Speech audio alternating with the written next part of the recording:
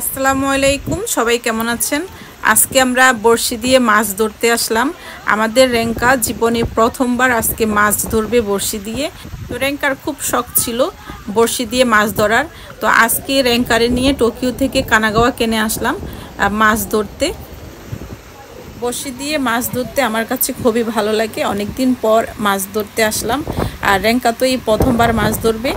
এখানে ছোট চিংড়ি মাছ দিয়ে মাছ ধরবে, আর যে মাছগুলো ধরবে এগুলো হলো সামুদ্রিক মাছ। একই রকমের মাছ এখানে অনেকগুলো আছে। এখন বড়শিতে এই চিংড়ি মাছগুলো গাঁথবে। বড়শিতে চিংড়ি মাছটা গেঁথে পানিতে পেলানোর সাথে সাথে মাছ ধরা পড়ে। এখানে অনেকগুলো মাছ আছে, এজন্য বেশিক্ষণ অপেক্ষা করতে হয় না।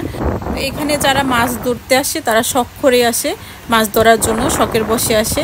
আর এখানে মাছ ধরতে আসলে প্রথমেই ঢুকতে টাকা দিয়ে ঢুকা লাগে মাছ ধরার জন্য, আবার মাছ ধরার পরেও মাছগুলো টাকা দিয়ে কিনে নিতে হয়। তো দেখতে থাকুন টাকা দিয়ে কিনে এরপরে মাছগুলো কি করা হয় এখানে। তো এখানে দেখেন অনেকে মাছ ধরতেছে, সবাই আসছে আমাদের মতো এরকম শখ করে মাছ ধরতে। তো এখানে মাছ ধরার পর মাছগুলো সাথে করে বাসায় নিয়ে যেতে পারে না।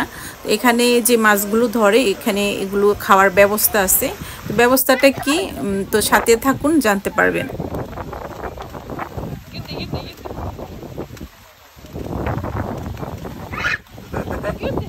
তো এখানে পানিতে বড়শি দেওয়ার সাথে সাথে মাছ ধরা পড়ে। এই যে রেঙ্কা মাছ ধরলো।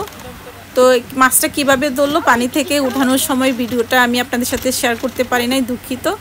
তো রেঙ্কাও এই প্রথমবার মাছ ধরতেছে, অনেক আনন্দিত ছিল, ভাবছিল আমি ভিডিও করছি ফ্রেন্ডদেরকে দেখাবে। তো আমি তো ভিডিও করি মোবাইলটা হাতে ছিল, আমি মোবাইলের ভিডিওতে চাপ দিতে মনে হয় ভুলে গেছিলাম, এজন্য ভিডিওটা করা হয় নাই। ওখানে থাকা অবস্থায় দেখি নাই, বাসা আসার পর দেখলাম যে আমি ভিডিও করি নাই। তো খুবই রাগ করছে আমার সাথে।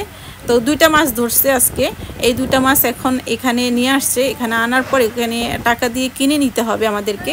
কেনার পর এখান থেকে একটা রিসিপ্ট দিয়ে দিবে। এই রিসিপ্টটা নিয়ে পাশে একটা রেস্টুরেন্ট আছে, ওখানে নিয়ে যেতে হবে। ওখানে নিয়ে গেলে আমরা মাছগুলো কিভাবে খাবো বললে তারা ওইভাবে করে দিবে। তো এখানে নিয়ে আসছি রেস্টুরেন্টে। তো এরা এই মাছগুলো ফ্রাই করে দিবে, ফ্রাই করে দিলে এখানে খাওয়া হবে বসে। তো জাপানে এইসব জায়গায় মাছ ধরার সিস্টেমটা বা নিয়মটা হলো